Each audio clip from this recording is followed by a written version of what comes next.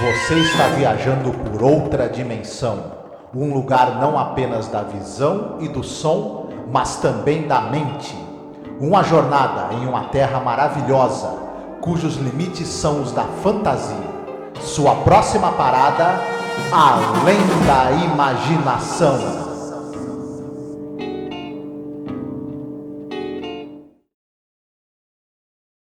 Olá, ouvinte, seja bem-vindo a mais um programa sobre a série clássica Além da Imaginação. Eu sou a Angélica. E eu sou o Marcos. Hoje nós iremos falar sobre o episódio número 92 da série, episódio número 27 da terceira temporada, Person or Persons Unknown, Pessoa ou Pessoas Desconhecidas. Esse episódio é dirigido pelo John Byrne, que é um diretor que a gente gosta muito dos episódios que ele dirige. É escrito pelo Charles Beaumont. E é um episódio, né, Marcos, que ele, como vários episódios que o Charles Beaumont escreve, ele quer fazer uma análise meio da mente humana, né, do sonho, né, de realidades que se tornam pesadelos, né? Essa era uma temática recorrente do trabalho do Charles Beaumont e que ele acabou trazendo para a série. Também era uma temática recorrente em episódios da série Além da Imaginação. Um personagem se via num pesadelo recorrente, numa situação em que a realidade dele, né, estava alterada, em que a identidade está trocada, enfim, situações que são bastante assustadoras, né? E também que abrem possibilidades fantásticas, né? E de roteiro muito grandes, né? Sim, o Charles Beaumont, como a gente vem falando em alguns episódios, né? Ele já gosta de tratar dessa temática. É só você recordar que ele tem o Perchance to Dream, né? Que é um episódio onde um cara ele é atacado nos sonhos, né? Por uma entidade que vai levá-lo à morte, né? No final, um episódio que inspirou, por exemplo, o Fred Krueger, né? Esse personagem, só que no episódio de The Twilight Zone é a Maya, né? Uma mulher perigosa. Então ele gosta realmente dessa temática, né? O Richard Matheson também, eles têm uma certa similaridade, alguns episódios onde eles tratam da temática, porém de maneiras diferentes. Eu arrisco a dizer aqui que eu gosto muito do que o Charles Beaumont faz, sabe, com as histórias que ele cria, né? Esse é um roteiro original dele, e ele trata uma questão que ele é uma questão muito importante para a gente, né? A questão de você ser reconhecido, né? Não é nem reconhecido enquanto o seu trabalho, assim, apesar de isso ser muito importante, claro, né? Mas você ser reconhecido por aqueles que você tem apreço, que o conhecem, né? Quem é você, né? Se a gente perde essa identidade, né? Como é que é isso? É uma das coisas mais assustadoras que pode acontecer com alguém, na minha opinião, né? Essa coisa de você perder a sua identidade, algo.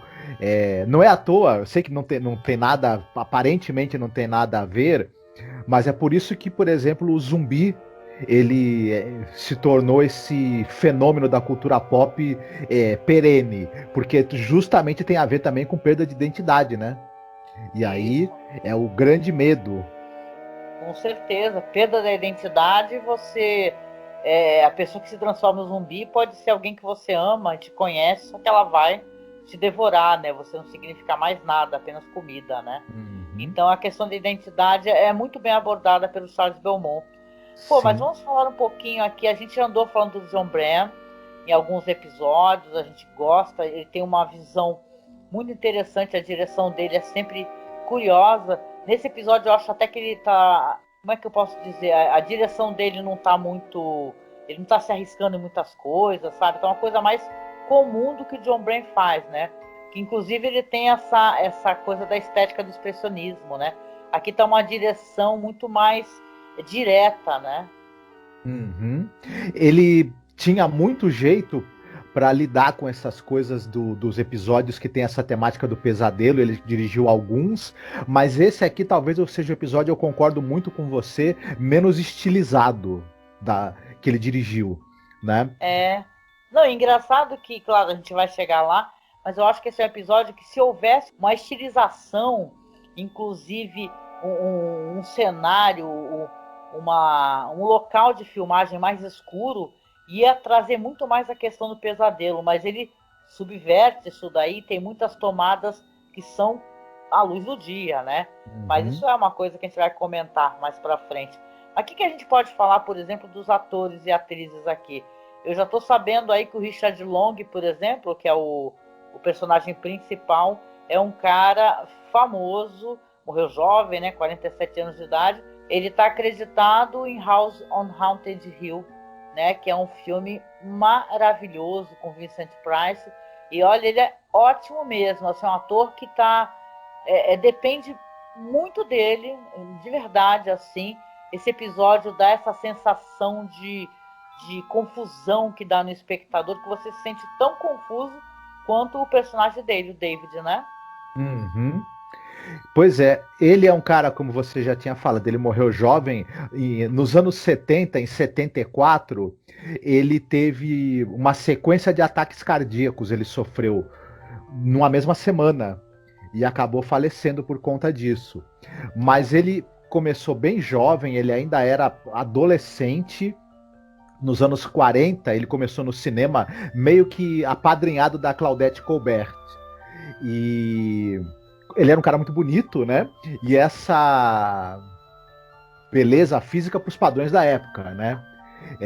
Rendeu para ele muitos papéis de coadjuvante no cinema. Depois ele foi para a TV e ele ficou muito famoso porque ele fazia o personagem Gerald Barclay na série The Big Valley.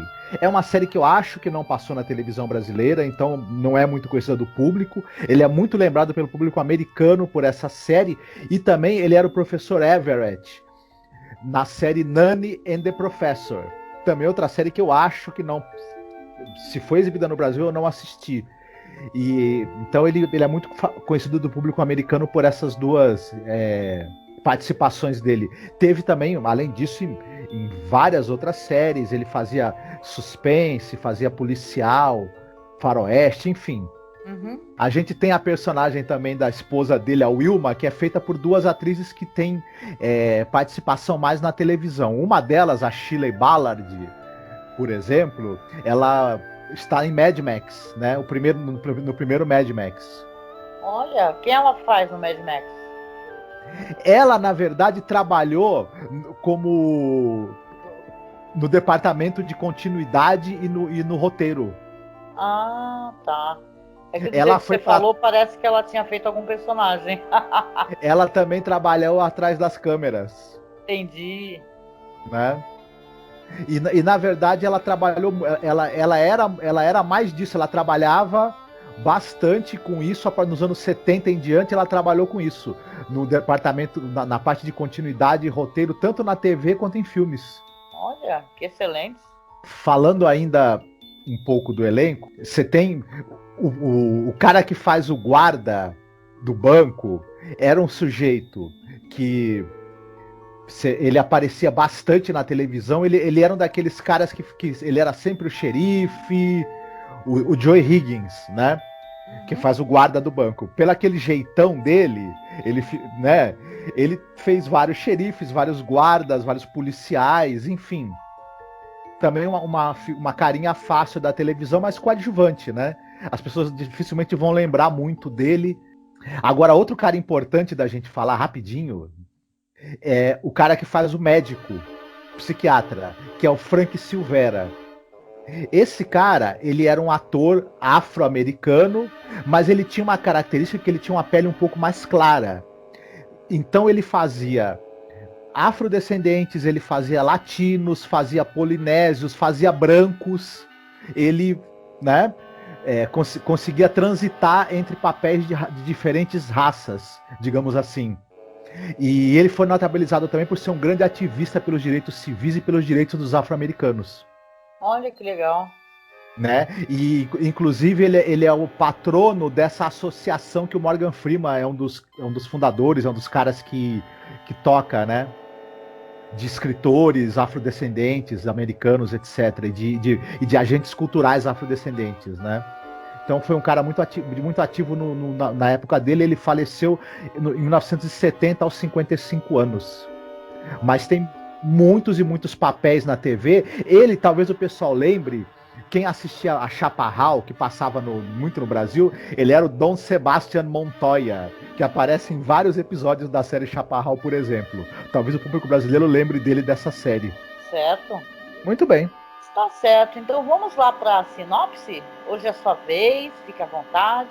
O David Gurney, nosso personagem, ele acorda na cama com a esposa, mas ele veio de uma festa na firma, né, dele, tomou todas, acordou de ressaca e acorda já reclamando que a esposa não o acordou, não tirou os sapatos dele, não preparou um café da manhã. Só tem um pequeno problema, né? Na hora que a esposa acorda, ela não reconhece.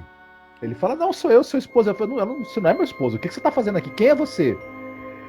Bom, o David infelizmente vai descobrir que a esposa não lembra dele, os colegas de trabalho nunca ouviram falar dele, e as pessoas todas que ele acha que o conhecem, que são seus amigos, parentes, a mãe, ninguém nunca ouviu falar dele. E agora? O que ele faz? O que você, o nosso ouvinte, faria numa situação dessa? Pois é, o David, até no começo, é um personagem que você não consegue tomar muita simpatia por ele, né? Porque ele tá sendo um babaca. Enquanto a mulher tá deitada, parece que ele tá deitado de terno, cheio de serpentina, né? Uma ressaca braba. E ele fica reclamando dela, né? Enquanto ela tá dormindo. Ah, você nem tirou meus sapatos? Pô, fica aí dormindo até meio-dia. E ele fica falando um monte de bobagens, de grosserias pra ela, né? Uhum. Até que uma hora ele resolve sacudir ela pra ela acordar. E aí sim que ela acorda totalmente assustada, quem é esse cara, né? E a atuação dessa atriz é muito boa, né? Ela mostrar esse espanto, né? De quem é esse cara que tá me sacudindo no meu quarto, né? Quando ele vai vendo que não tem nenhuma roupa dele nas gavetas, que no closet só tem roupas de mulher e tal, ele fala, quer saber, eu vou embora, fica aí então, entendeu? Que eu vou pra firma. E ele pega o carro, só que você já supõe que obviamente é o carro dela, né? Não é o carro dele, né? E vai pra firma, e é uma cena muito constrangedora, né?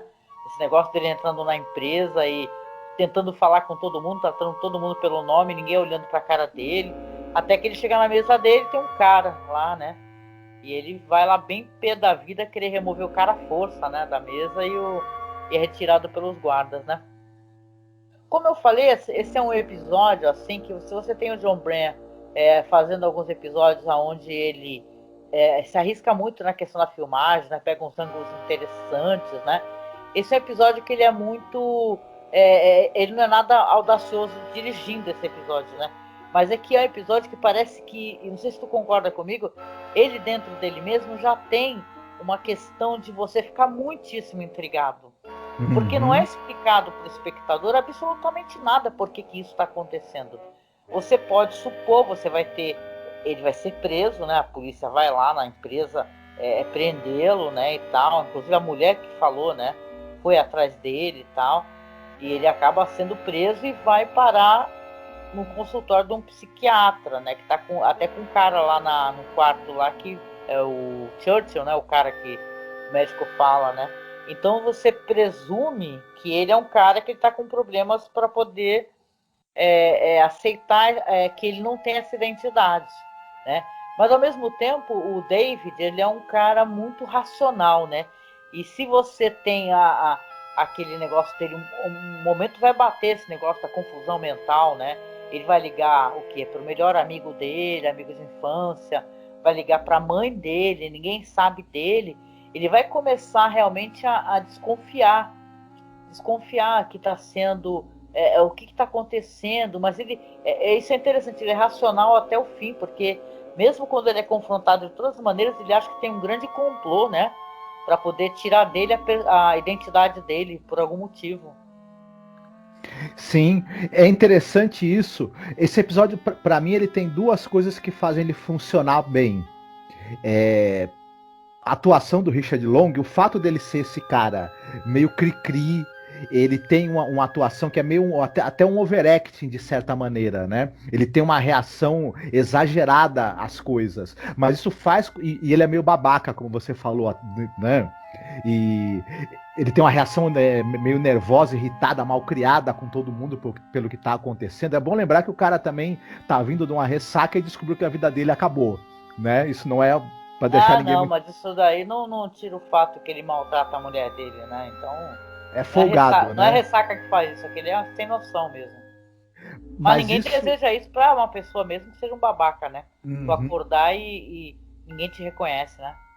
Mas esse jeito estriônico dele, eu acho que foi muito bem sacado pelo ator, porque torna ele marcante. Ele não é apenas alguém que se caracteriza por estar numa situação absurda. Ele tem seus traços de personalidade marcantes. É meio babaca, meio esquentadinho, né? E a gente acaba. E o fato dele ter essas reações ajudam a história a ser mais interessante e a história a avançar, né? Ele é um cara muito de reagir às coisas. E isso é bacana. Ao mesmo tempo, esse exagero dele, esse desespero dele, esse descontrole, eles batem de frente com o médico, vivido pelo Frank Silvera, que é um cara todo calmo, todo zen, todo tranquilo. E que na cabeça do médico, esse cara é só um maluco, né, histérico, e ele tem que tentar botar um freio no cara para ver se o cara volta para a realidade. Essa dinâmica acaba sendo divertida e ao mesmo tempo interessante. É engraçada, né? Porque a cena que ele pula da janela, tá conversando com o médico, ele começa a falar, tá todo mundo tentando me enganar, e pula. Eu dei risada alta aqui em casa porque foi engraçada. E esse elemento um pouco de pastelão que tem, esse traço de humor, é bacana porque suaviza um pouco essa história que poderia ser terrível, já que ela é uma história de fantasia, como você mesma disse, não é explicado por que aquilo acontece. É uma brincadeira que o roteiro nos propõe, ele equilibrar essa coisa do desespero, do medo, com o humor também, com o ridículo dessa situação, é bacana e funciona bem. O equilíbrio tá ali certinho. Até porque o John Brown é um diretor com uma mão muito segura. Então, ele tá menos estilizado no sentido da narrativa, mas ele tá com a mão firme para equilibrar o tom ali de cada coisa e fazer as coisas estarem bem dosadas e funcionarem e o ritmo não cair nunca. O episódio é muito bem conduzido, né? E você pode até ficar pensando, né, que como nada é explicado pra gente, né, enquanto espectador, né, que o médico fala pra ele, fala assim, você criou uma vida de fantasia pra você, um personagem pra você escapar dos seus problemas, né? E aí quando ele foge, inclusive, ele vai parar num lugar, porque ele fala assim que é um dos lugares aonde ninguém sabe, a minha mulher não sabe que eu vou lá. E tal. Eu até pensei, vai pra casa da amante, né? Algo do gênero. Não, foi pro bar. Aí quando chega no bar, né, o barman, que é um cara que eles têm amizade, vai lá toda sexta-feira há mais de 3 anos. E o barman não sabe quem ele é e fica até perguntando por que você sabe o meu nome, né? Depois ele ainda dá a ficha, fala assim, não, você é casado, os nomes das suas filhas são assim, assim e tal. E então ele continua nessa frustração, né? E ele não tem resposta para isso. Quando ele acha que vai ter a resposta, porque ele vai para um estúdio, né, fotográfico, e ele lembra que tem uma foto que ele tirou no zoológico com a esposa dele. Aí tem aquele negócio dos números, né, o número da foto e tal. Aí a mulher encontra, mostra a foto para ele, e quando ele olha, tá ele e a mulher dele. Aí você pensa, porra, né? Esse cara tem uma prova aí, né? Do que realmente ele foi casado com essa mulher e tal, né? Só que aí quando ele vai tentar sair, tá todo mundo lá, tá o médico, tá os enfermeiros para poder prendê-lo novamente, né? E ele vai mostrar a foto e falar assim, seguinte, a foto aqui, a prova que realmente sou casado. Aí quando ele vai mostrar, cadê a mulher? Só tá ele parado sozinho, entendeu? Na verdade, na foto. E aí que ele entra em parafuso de vez, né? E ele fala, não é possível, não é possível, não é possível. E começa a bater, bater, bater.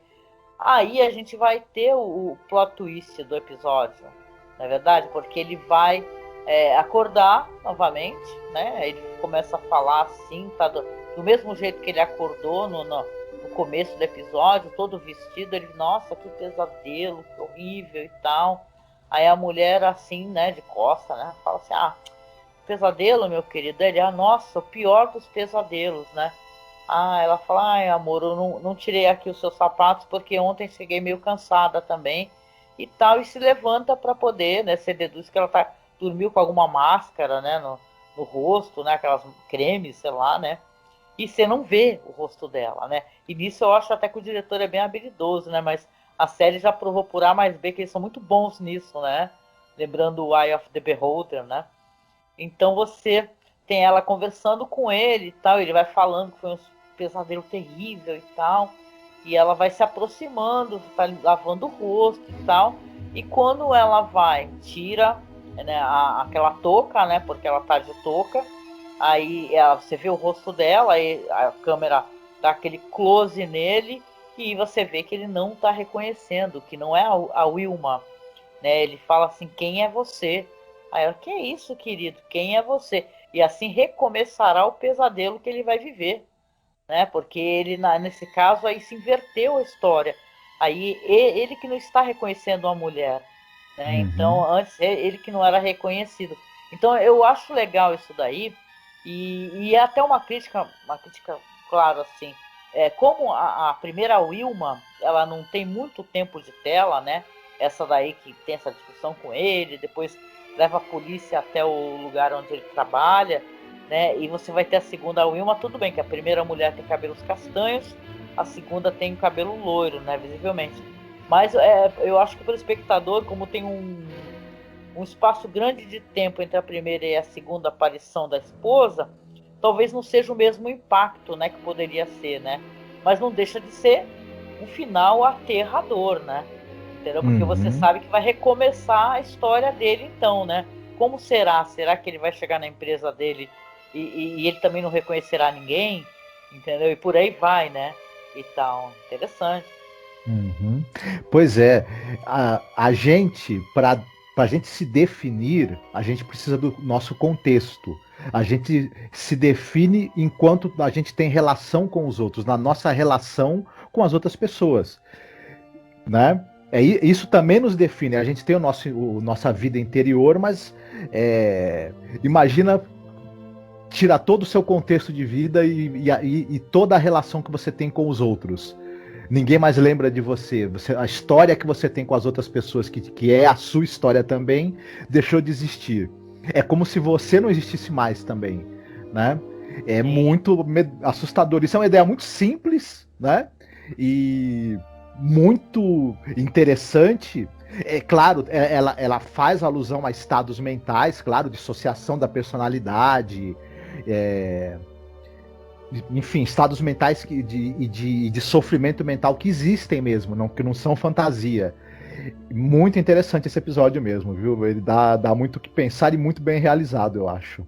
Sim, ele é um episódio, né, simples, né? Você tá entendendo o que tá acontecendo, você se sente na pele do personagem principal, essa confusão mental, esse desespero, até essa tristeza, né?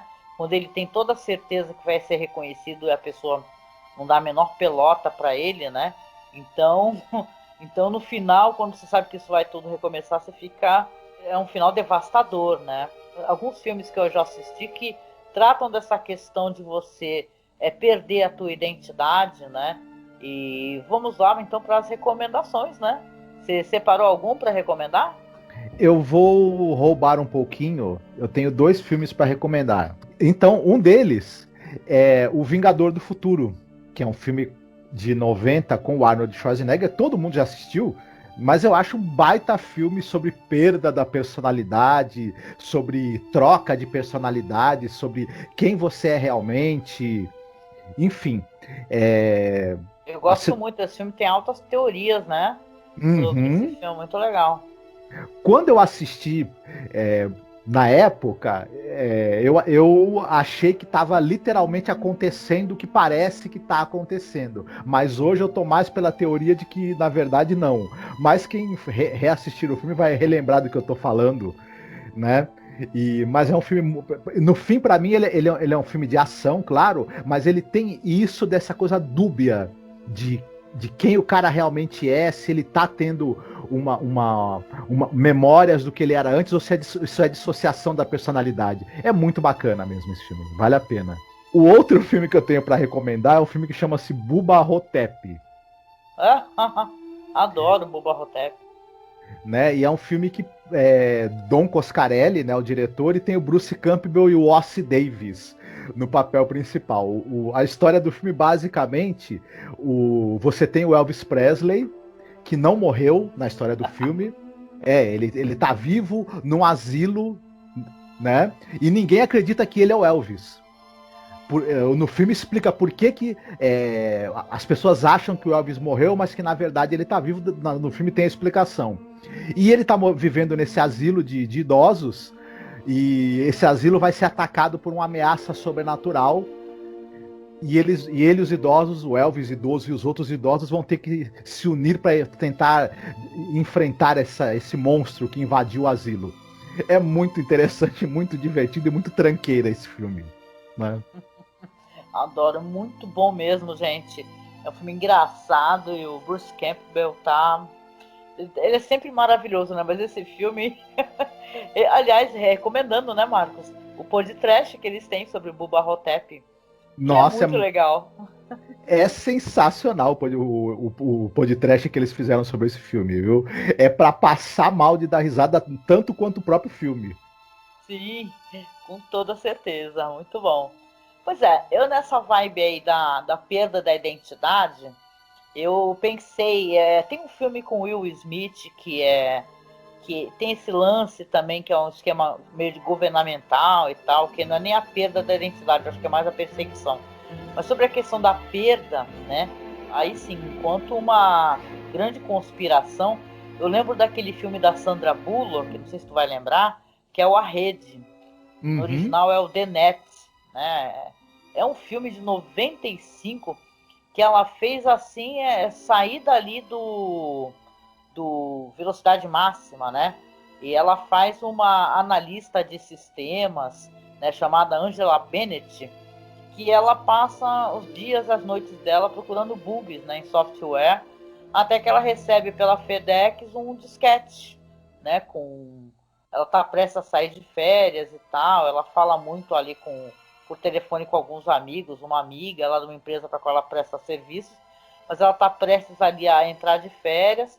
Tem uma mãe que ela tem problemas de saúde, problemas mentais, que se encontra no asilo, e ela recebe esse disquete, mas ela não dá muita bola para isso. Ela pega o disquete, guarda e vai lá fazer a viagem dela, né? Sem contar muito, acontece que ela nessa viagem, ela vai acabar conhecendo um cara muito bonitão, né? E ela vai, inclusive, ser roubada, né? Vai começar a acontecer umas coisas esquisitas, né? Roubam ali o notebook dela, né? As coisas nas quais ela está trabalhando, inclusive trabalhando até nas férias, né? Olha o nível de nerd. Aí a vida dela vai dar uma reviravolta, né? Porque ela vai acabar descobrindo alguma coisa que não é para descobrir, né? Como em todo thriller, né? Que é um bom thriller. Vai ser perseguida e o lance é que ela vai perder a identidade dela. Você vai descobrir que um belo dia ela vai ver que ela está prestando serviço para uma empresa, ela vai chegar lá e tem uma outra mulher que diz que o nome dela é Angela Bennett, né? Que inclusive roubou a vida dela. Então ela se torna uma pessoa sem identidade, precisando descobrir o que está acontecendo, né? Vai ter que resolver essa trama, né? Que vai envolver política e tudo, e né? Para onde essa história vai chegar, né? Eu sei que esse é um filme muito interessante, é escrito pelo mesmo cara que escreveu aquele filme maravilhoso, o roteiro do filme do David Fincher. Você lembra aquele The Game? Vidas em Jogo, né? Vidas em Jogo, que é um filme que eu amo de paixão, né? São dois caras, na verdade, que é o John Brancato e o Michael Ferris, né? Então essa dupla aí, os caras escrevem uns thrillers incríveis mesmo. E esse é um filme que ele vale a revisão, gente, porque eu lembro, não faz muito tempo, eu fiz a revisão desse filme, né? Falei, pô, curiosa, né? O que será tu assistir? Aliás, uma coisa que eu adoro fazer, não sei vocês, pegar esses filmes dos primórdios da internet, que é sempre tudo muito divertido, entendeu? É tipo o John Mnemonic, entendeu? Que o cara tem, sei lá, 300 megabytes de espaço na mente, né? Para poder carregar dados. Então, aqui é a mesma coisa, as pessoas trabalhando com disquete, né? Então, para quem lida com tecnologia da informação, isso é muito interessante, né? E é um filme muito legal, esse filme da Sandra Bullock aí, gente. Se eu localizar, que às vezes você andando no OkRu, não sei se vocês visitam o OkRu, a gente tem canal lá, né? Tem muitos filmes online, legendados, dublados, e fatalmente se deve ter esse filme com a Sandra Bullock lá. Eu tento colocar na publicação para vocês. Mas tu gosta desse filme, Marcos? Eu acho esse filme interessante. Ele tem uma outra leitura, uma outra camada, né? Que o personagem, o vilão do filme, chama Nicholas Devlin, né? Que o nome dele tem Devil. E o diabo é o pai da mentira. E ele influencia as pessoas. E ela começa a ficar numa situação que ela não pode confiar em ninguém. Ela não sabe quem na verdade é seguidor do Nicholas Devlin e tá se fazendo passar por outra pessoa e quem não, porque eles podem alterar as identidades usando, né, a mudança de registro. Então tem uma coisa meio uma possibilidade de uma leitura dela tá acossada por algo como se fosse uma força demoníaca, e com as seclas, né, como se fossem as seclas do demônio. É interessante essa outra leitura. Muito legal, muito legal. Pô, esse filme já fez mais de 25 anos, gente. E eu lembro de ter assistido no VHS. Então aí você se sente até velho, né? Mas foi uma experiência legal a reassisti-lo, viu? Ele tem 25 anos e a Sandra Bullock tá com a mesma cara, né? E 25 anos linda. depois, né? Tá cada vez mais linda a Sandra Bullock, né? Eu queria saber qual é essa fonte da juventude que essa mulher tá mergulhando, né? Eu só consigo vê-la cada vez mais bonita e mais talentosa, né? Porque pra mim ela tá cada vez melhor, né? Ela era uma atriz assim de comédias românticas, né? Alguns filmes de ação, e foi pra filmes assim como Gravidade, que é um filme que eu adoro todo o coração, né? Tem vários filmes com ela legais. Então eu sou o maior fã mesmo da Sandra Bullock.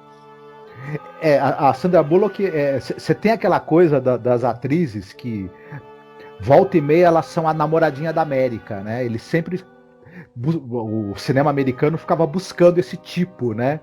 Da protagonista, da boa moça e tudo mais, mas a Sandra Bullock é um dos exemplos de que foi lançada para ser essa coisa tipo namoradinha da América, mas provou seu talento como atriz diversas vezes, e ela tá cada dia atuando melhor em filmes mais interessantes e relevantes, né? É verdade, eu gosto muito dela, como eu já disse, né? Bom, é isso. Confiram aí, tomara que vocês gostem. Caso vocês não tenham assistido, contem pra mim, tá? Se vocês gostaram. E hoje é a sua vez de escolher música. Você separou música?